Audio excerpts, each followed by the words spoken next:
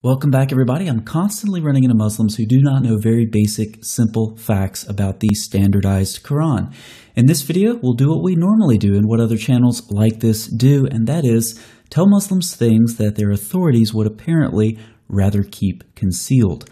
We'll proceed through this video with a series of questions. What do Muslims really mean when they say the Quran? When did a Quran become the Quran? Why did a Quran become the Quran? And what are some problems with the Quran? So let's get right to those first two questions. When Muslims talk about the Quran, they're primarily referring to the standardized Egyptian edition, which was first published on July 10th, 1924 in Cairo, and it's now widely seen as the official text of the Quran. After it was standardized in Egypt, the Hafs recitation, from which the standardized text is allegedly derived, quickly became the standard not only in Egypt, but throughout most of the Muslim world, though numerous Arabic Qurans do exist, with thousands of differences between them. So for the first two questions, the Quran actually refers to the standardized Quran, which is the 1924 Egyptian edition. Now for the third question, why did a Quran become the Quran? In the early 20th century, the shape of the Quran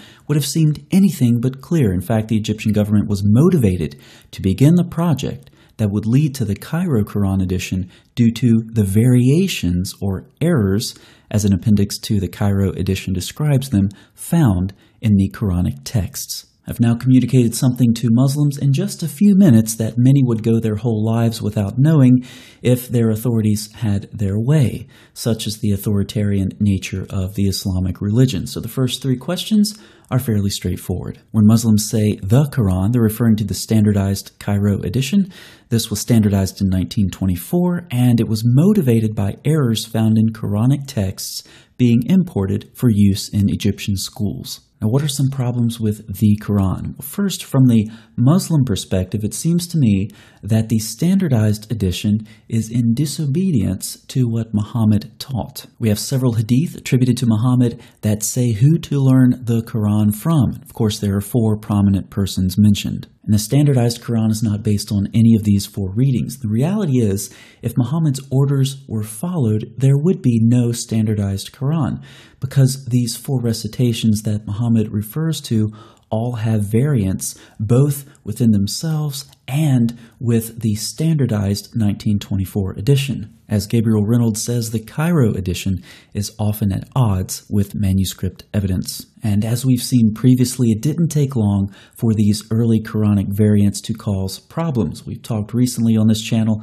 about a problem with Surah 33:6. The codices of the four different companions contain a variant that say that Muhammad is the father of the believers. Recall that when Umar heard this variant, he ordered it erased, even though it was attributed to Ubay ibn Ka'b, and Ubay ibn Ka'b was one of the four that Muhammad said to learn the Quran from. When it comes to another major authority, Abdullah ibn Masud, it's well known that he only had 111 surahs in his Quran. And it's well known the standardized Quran has 114 surahs. So where did the Egyptian government get their Quran from? It was the work of a government-appointed committee led by Muhammad bin Ali al-Husseini al-Haddad that was meant to establish a uniform text for religious education in Egypt. Now, what's another problem? Well, many Muslims believe that there's a single, unaltered, miraculously preserved Quran that goes right back to Uthman's time. Now, since they're only familiar, in many cases, with the standardized 1924 Quran, then they extrapolate that that Quran that they're familiar with is the unaltered, miraculously preserved Quran that goes right back to Uthman's time. In fact, this is a massive non sequitur. As Muslim scholars Al-Takulich and Ihsanulu state, one of the most important questions of Quranic history is the whereabouts of the Mus'hafs attributed to Caliph Uthman, and whether any of them reached the present day. Unfortunately, we do not have a positive answer to this question. In our view, this situation is one of the greatest weaknesses of the Islamic world throughout history. So they say we don't have any Uthmanic manuscripts, and we can actually go way back to the 8th century and see the same thing. According to Malik bin Anas, the Uthmanic Codex disappeared. So none of the Uthmanic manuscripts have reached the present day. And if none of them have reached the present day, the Muslims obviously can't claim that the reading in the standardized Quran reflects the Uthmanic manuscripts. Now there's another problem that we can talk about, and once again, this lies in the realm of the Muslim authorities. A common belief that the Quran is a single, unambiguous reading is due in part to the bravado of translators, who rarely express doubt about their choices. You see, not only are there problems with miraculous preservation and the Uthmanic manuscripts and so forth, but there are problems with how Muslims conceive of preservation of their texts in general. To put it bluntly, I would say it's all bravado. What I mean by this is you don't get credit for having a low number of variants in your manuscripts when you destroy your manuscripts after you revise or supersede them. If I were to use a biblical example, I could take a manuscript from each book of the Bible and then destroy all the other manuscripts. How many textual variants would I have?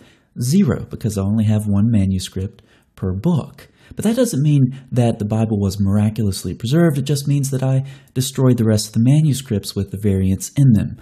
Let's go back to Uthman's time. Uthman sent his copies to various provinces and then ordered that all the other Quranic materials, whether written in fragmentary manuscripts or whole copies, be burnt. So pop quiz, Uthman destroyed all of his Qurans after he made his changes, and a couple of decades later, Al-Hajjaj made another revision to the Quran. What do you think he did with his old Qurans? That's right, he destroyed them. Just as Uthman had ordered the destruction of all unofficial codices, so too Al-Hajjaj ordered the destruction of all codices other than his own and copies made from it. Pop quiz number 2. Uthman destroyed all of his old Qurans. Al-Hajjaj destroyed all of his old Qurans. What do you think the Egyptian government did after their 1924 standardization? That's right, they destroyed their variant Qurans by sinking them in the Nile River. Now I present to you the 3-step process for miraculous Muslim preservation. Step 1, revise Quranic manuscripts as needed. Step 2, destroy superseded Quranic manuscripts. Step 3, observe fewer variants due to destroyed manuscripts. Result, claim miraculous preservation due to fewer variants. So let's summarize what we covered in this video. What do Muslims really mean when they say the Quran? They're referring to the standardized Cairo edition, and this was standardized in 1924. Errors prompted this standardization, and we talked about some problems with the Quran. It appears to disobey Muhammad because Muslims are not following one of the 4 recitations he prescribed. We talked about problems with miraculous preservation. Even the standardized text is at variance with other manuscripts. And we talked about the Uthmanic manuscript problem, and that is that there are none. And then the destruction of manuscripts and the 3-step process for miraculous preservation. Thanks so much for watching. We'll see you next time.